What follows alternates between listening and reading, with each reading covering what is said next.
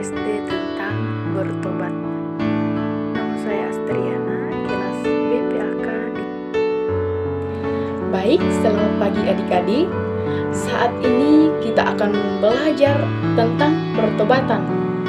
Bertobat, kata bertobat. Yang akan kita bahas di dalamnya yaitu apa pengertian dari bertobat, apa arti dari bertobat itu. Kemudian, apa makna bertobat? Apa tujuan kita bertobat? Dan mengapa kita harus bertobat? Dan bagaimana ciri-ciri orang yang sudah bertobat? Serta ada beberapa hal tentang bertobat. Langsung saja ke pembahasan kita yang pertama, yaitu bertobat. Bertobat adalah menyesali perbuatan yang tidak baik, yang tidak benar, dan kita kembali ke jalan yang benar atau jalan yang dikehendaki oleh Tuhan.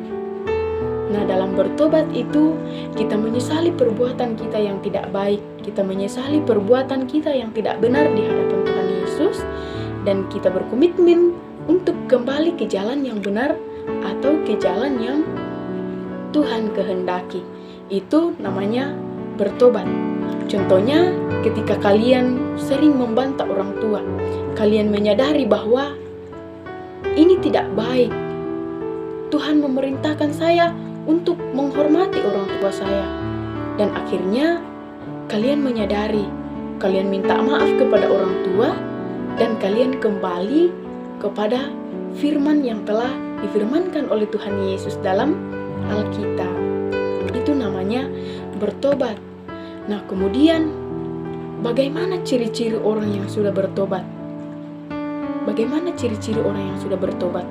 Yang pertama, tentu orang yang sudah bertobat itu menyesali diri atau menyesali perbuatannya. Kemudian mengakui kesalahan. Mengakui bahwa saya benar-benar bersalah.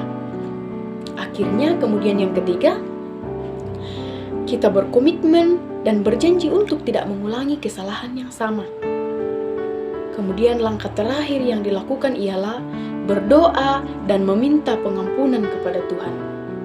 Itu ciri-ciri orang yang sudah bertobat. Misalnya, ketika kalian mencuri, kalian menyadari, akhirnya kalian menyesali, dan kalian mengakui bahwa, wah, saya sudah mencuri. Ini adalah dosa besar. Ini adalah perbuatan yang sangat dibenci oleh Tuhan. Ini adalah perbuatan yang tidak disukai oleh Tuhan. Akhirnya, kalian menyesali. Saya menyesal telah melakukan perbuatan yang tidak baik itu. Saya mengakui bahwa saya sudah berdosa. Tetapi saya berjanji tidak akan mencuri lagi, tidak akan mengulangi kesalahan yang sama. Akhirnya, saya berdoa dan meminta pengampunan kepada Tuhan. Jadi adik-adik, apabila kita berdoa dengan sungguh-sungguh dan meminta pertolongan kepada Tuhan, maka Tuhan akan mengampuni dosa-dosa kita. Ia akan menyucikan kita dari dosa-dosa. Kemudian, makna bertobat. Apa sih makna dari bertobat itu? Yang pertama, dengan bertobat, kita dapat diampuni oleh Tuhan Yesus, kita dapat dipulihkan, dan kita dapat disucikan oleh Tuhan Yesus. Perbuatan yang tidak baik apabila kita bertobat dengan sungguh-sungguh, Tuhan akan mengampuni dosa kita. Kemudian, dengan bertobat itu, semakin membantu kita untuk menjadi pribadi yang lebih rendah hati. Kemudian, menjauhkan kita dari godaan iblis. Apabila kita mendekatkan diri kepada Tuhan, Tuhan akan menjauhkan kita dari godaan iblis. Dan kemudian dengan bertobat itu membebaskan kita dari kuasa dosa. Kuasa dosa dan mendekatkan kita kepada Tuhan. Apabila kita rajin berdoa, mendengarkan firman Tuhan, apabila kita bersalah dan meminta pengampunan kepada Tuhan, maka Tuhan akan menjauhkan kita dari godaan iblis dan mendekatkan kita kepada dirinya. Itu makna dari bertobat. Kemudian ada 3 hal tentang kata bertobat. Hal apa saja itu? Apabila kita bertobat, langkah pertama yaitu penyangkalan diri dan perubahan. Apabila kita mengakui bahwa saya benar-benar berdosa, berarti kita siap untuk berubah. Kita siap untuk berubah. Kita siap untuk dibentuk menjadi pribadi yang lebih baik.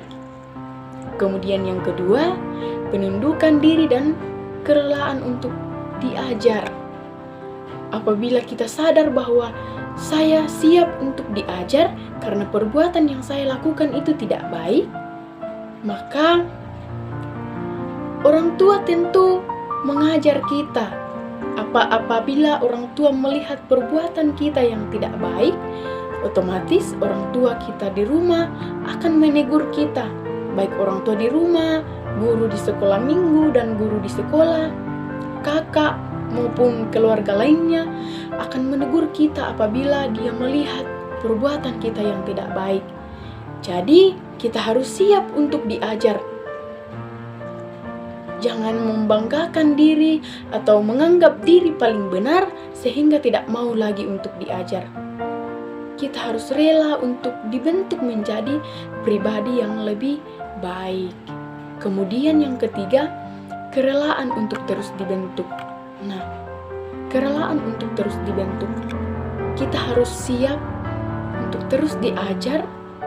Ini untuk kebaikan diri kita. Karena apabila kita mendengarkan perintah orang tua, ajaran guru-guru di sekolah minggu maupun di sekolah, otomatis itu kita adalah anak-anak yang berbakti dan siap untuk diajar. Nah, demikianlah materi kita hari ini. Kiranya Tuhan memberkati kita semua. Sekian dan terima kasih. Dan jangan lupa untuk mengisi absen dan juga ada kuis mengenai materi kita saat ini.